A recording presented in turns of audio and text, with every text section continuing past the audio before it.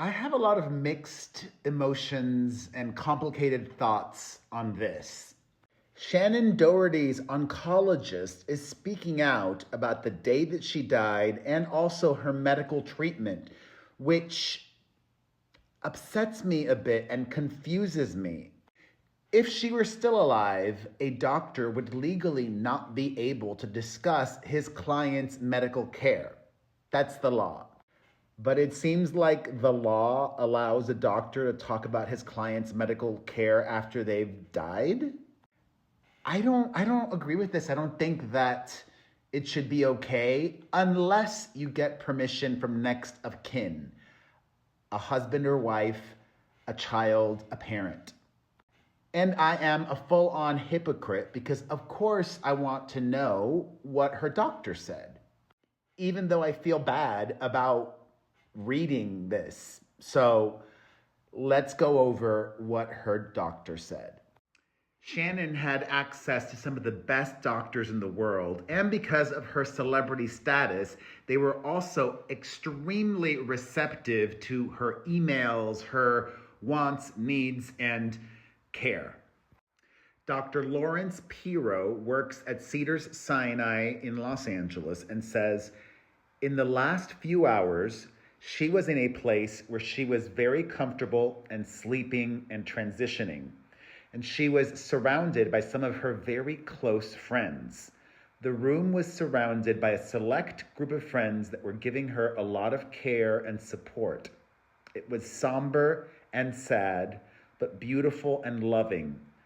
The hardest thing about this was that she wasn't ready to leave because she loved life.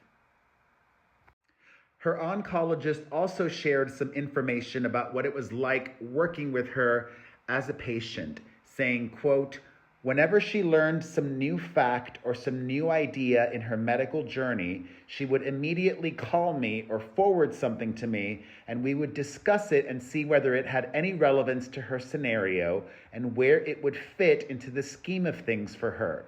I was always amazed with the way in which she could separate her own emotions about being so young and being on such a difficult journey from the fact-finding part.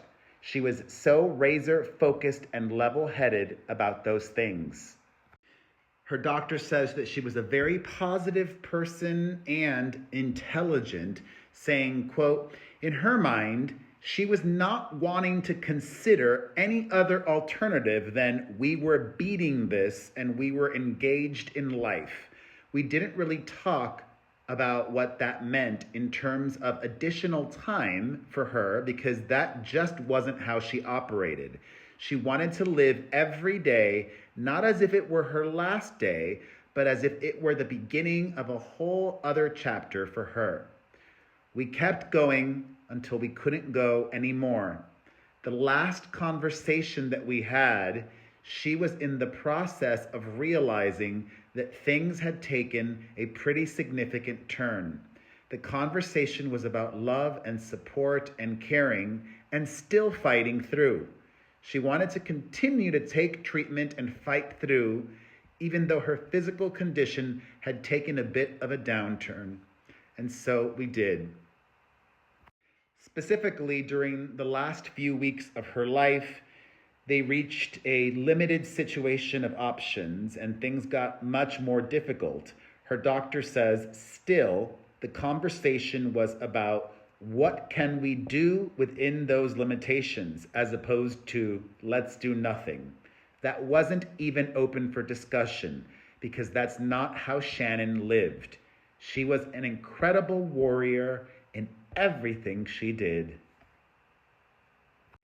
The doctor even talked about her personal life, specifically alluding to the drama with her ex-husband and the divorce that dragged on. The oncologist says, quote, I never got the sense that the emotional challenge was draining her ability to continue to fight on the medical side. It certainly made it more challenging, but she's such a winner that I feel like she pulled all the resources necessary to give the best fight against cancer, even though she was being very emotionally drained. She fought so hard and she didn't believe that it would ever be over, which kind of makes everybody around you believe that too, because you want to believe that. And finally, Shannens Doctor, her cancer specialist, reflects on her legacy, saying, quote, "This tremendous love for life was inspired by a love for people and a love for being treated well. And I think that grew out of being in the public eye from a very young age and feeling misunderstood most of her life.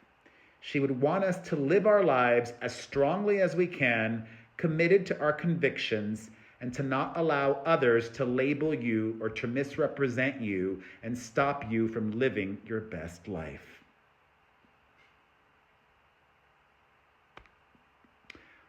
Thank you for sharing that.